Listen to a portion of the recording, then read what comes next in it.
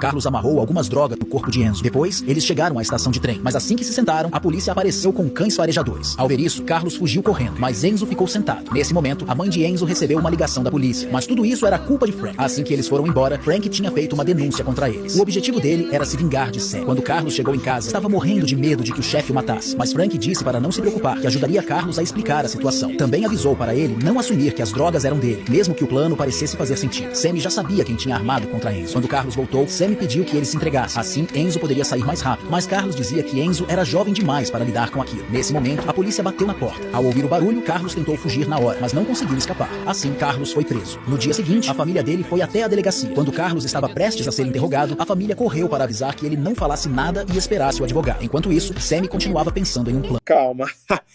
Já retorno o seu vídeo, mas se quiser assistir filmes, séries e canais, é só assinar meu serviço de streaming.